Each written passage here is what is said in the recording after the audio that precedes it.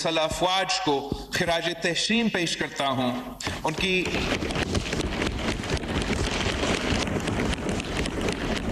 کی قیادت، ان کی پیشورانہ صلاحیت اور وطن کی دفاع کے لیے ان کی خدمت نے پاکستان کا سر فخر سے بلند کیا ہے.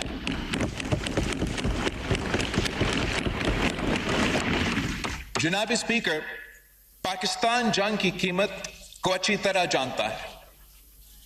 ہم نے اپنے شہیدوں کا لہو دیا ہے، ہم نے دہشت گردی کا مقابلہ کیا ہے، ہم نے بے چینی اور غیر یقینی صورتحال کی معاشی اثرات برداشت کیا ہے. اس لیے پاکستان ہمیشہ امن کا پرچم بلند کرتا ہے، کیونکہ امن صرف ایک اخلاقی ضرورت نہیں، امن ایک معاشی ضرورت بھی ہے. جب جنگ رکتی ہے تو تجارت بڑھتی ہے، جب خطے میں استحکام آتا ہے تو سرمایہ کاری آتی ہے، جب امن ہوتا ہے تو نوجوانوں کو روزگار ملتا ہے، جب امن ہوتا ہے تو ملک ترقی کرتا ہے. اور جناب اسپیکر، قومیں صرف ہتھیاروں کی طاقت سے عظیم نہیں بنتی. قومیں اس وقت عظیم بنتی ہے جب وہ اپنے عوام کو امید دیتی ہے، نوجوانوں کو موقع دیتی ہے، مزدوروں کو عزت دیتی ہے اور غریبوں کو سہارا دیتی ہے. آج جب دنیا امن کی طرف قدم بڑھا رہا ہے، پاکستان کو ترقی کی طرف قدم بڑھانا ہوگا. اسی جذبے، اسی امید اور اسی قومی مقصد کے ساتھ میں بجٹ پاکستان پر اپنی گفتگو کا آغاز کرتا ہوں. جناب اسپیکر، حقیقت یہ ہے کہ ہمارے خطے ابھی مکمل طور پر پرسکون نہیں ہوا. ایران اور امریکہ کے درمیان امن کی کوششیں کے باوجود ایسے عناصر موجود ہیں جو امن کو نقصان پہنچانا چاہتے ہیں. مغربی سرحد پر افغانستان سے متعلق سیکیورٹی چیلنجز اب بھی ہمارے سامنے ہیں. مشرقی سرحد پر بھارت کی طرف سے آپریشن سندور 2 کی دھمکیاں دی جا رہی ہے. انڈس واٹر ٹریٹی کو یک طرفہ طور پر متنازع بنانے کی کوشش کی جا رہی ہے، اور بیرون ملک کی جو قوتیں ہیں وہ دہشت گردی کو سپورٹ کر رہے ہیں اور پاکستان کو نقصان پہنچا رہے ہیں. ایسے حالات میں قوموں کے امتحان ہوتا ہے، اور مجھے یہ کہنے میں فخر محسوس ہوتا ہے کہ پاکستان نے اس چیلنج کی جواب سیاسی اتفاق اور جمہوری رویہ کے ذریعے دیے ہیں. وفاقی حکومت اور صوبائی حکومتوں نے مل کر یہ فیصلہ کیا ہے کہ دفاع اور قومی سلامتی کے متعلق غیر معمولی ضروریات کا بوجھ مشترکہ طور پر اٹھایا جائے گا. سب سے اہم بات یہ ہے کہ یہ فیصلہ کسی ان کانسٹیٹیوشنل طریقہ سے نہیں بلکہ آئین کے دائرے میں رہتے ہوئے کیے گئے ہیں. یہ آئین کی آرٹیکل 164 کے تحت گرانٹس کے ذریعے انجام دیے گئے ہیں. پاکستان کی آئین صوبوں کو اور وفاق کو یہ اختیار دیتے ہیں کہ اگر انہوں نے ایسا کسی ٹاپک پہ خرچ کرنا ہے جو اپنے ڈومین کے اندر نہیں آتا، چاہے وہ وفاق کی ڈومین میں اندر نہ آئے یا صوبائی ڈومین میں اندر نہ آئے، تو ہم اسی آئین کی آرٹیکل کے تحت گرانٹ دے کے صوبے وفاق کو گرانٹ دے سکتے ہیں اور وفاق صوبے کو گرانٹ دے سکتے ہیں.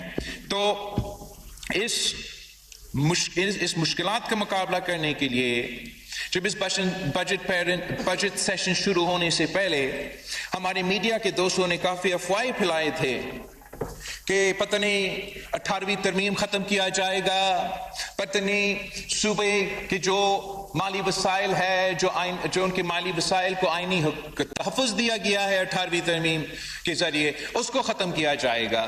شاید ایک ایسا نیا NSC لے آیا جائے گا جو اس آئین کے دائرے سے باہر ہو. یہ بات چلی تھی کہ شاید بے نظیر انکم سپورٹ پروگرام ختم کیا جائے گا، اور عجیب بات ہے جناب اسپیکر، میں کن کا ذکر کروں. مگر میں وزیر اعظم شہباز شریف صاحب کا وزیر خارجہ نائب وزیر اعظم اسحاق ڈھار صاحب کا، وزیر خزانہ کا، وزیر اعظم کے پورا ٹیم کا شکر گزار ہوں، اور پاکستان پیپلز پارٹی کے جو ہمارے طرف سے نمائندے تھے اور حکومت کے ساتھ انگیج تھے. ہم نے سیاسی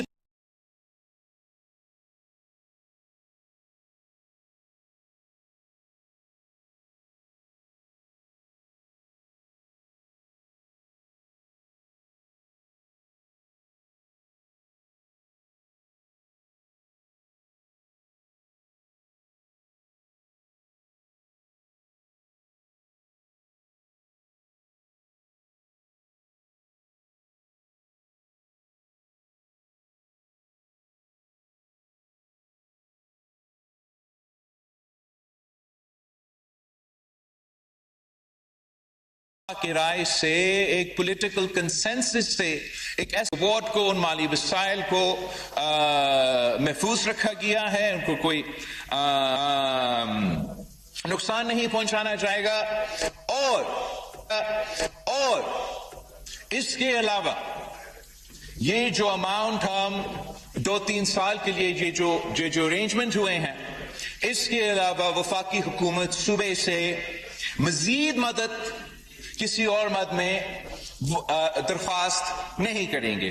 تو میں سمجھتا ہوں کہ یہ بہت بڑا کامیابی ہے، اور میں واضح طور پر کہنا چاہتا ہوں کہ صوبوں کا NFC حصہ محفوظ ہے، اور اس فیصلے کے علاوہ صوبائی حکومتوں سے کسی مزید حصے یا قربانی کا مطالبہ نہیں کیا جائے گا.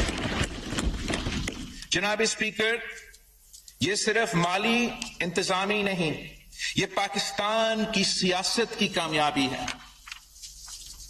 یہ اس بات کا ثبوت ہے کہ جب قومی مفاد داؤ پر ہو تو جمہوری ادارے، سیاسی جماعتیں اور فیڈریشن کی تمام حصے مل کر فیصلے کر سکتے ہیں.